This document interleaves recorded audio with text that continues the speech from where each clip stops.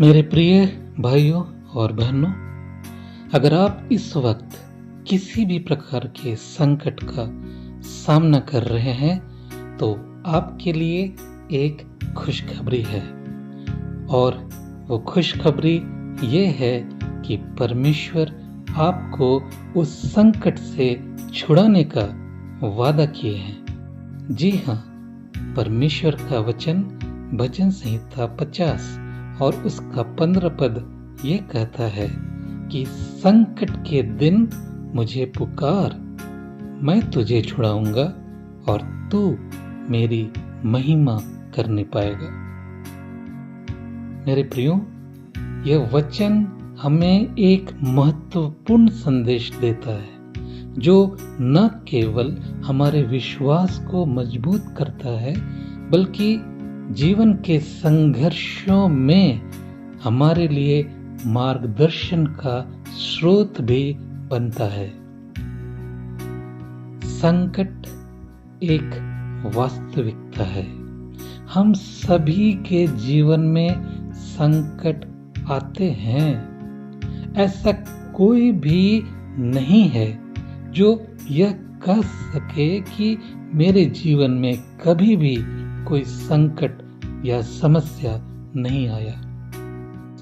अब ये संकट किसी भी रूप में हो सकता है, चाहे वो आर्थिक हो, शारीरिक हो, मानसिक हो या आत्मिक हो।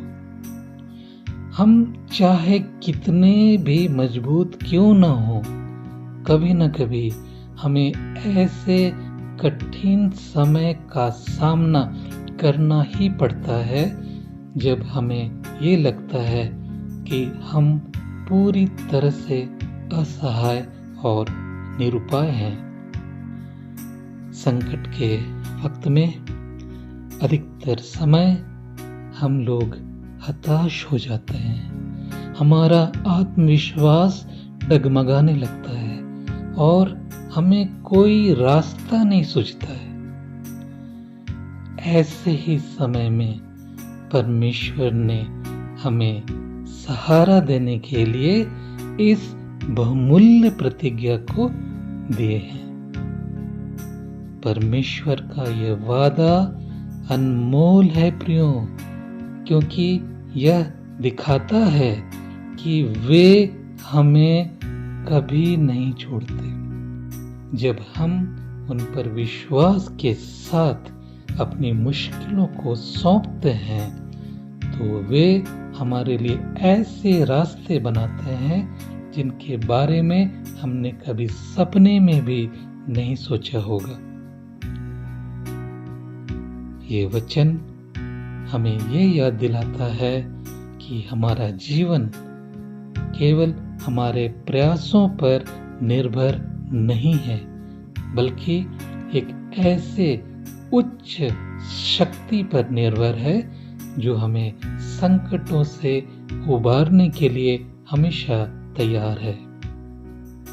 बाइबल में कई ऐसे उदाहरण मिलते हैं जहां परमेश्वर ने संकट में पड़े लोगों की सहायता की, चाहे वह दानियल का सिंहों की गुफा में बचना हो या मूसा का समुद्र के बीच से मार्ग बनाना हो। हर जगह यह स्पष्ट होता है कि जब लोग परमेश्वर पर विश्वास के साथ उन्हें पुकारते हैं तो वे असंभव को भी संभव कर देते हैं। हो सकता है कि आप में से कई एक लोगों को ये वचन पहले से पता हो और फिर भी अभी तक आपने किसी भी प्रकार का छुटकारा प्राप्त नहीं किया। तो हम क्या कहें? क्या परमेश्वर का वादा झूठा है? नहीं, हरगिज नहीं। परमेश्वर कभी भी झूठ नहीं बोलता।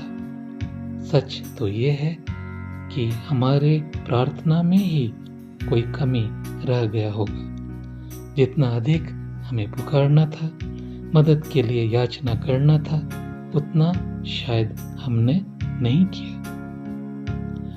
भजन संहिता 50 अध्याय की इस 15 पद में परमेश्वर हमें स्पष्ट रूप से आदेश देते हैं कि संकट के समय हमें उनको पुकारना है।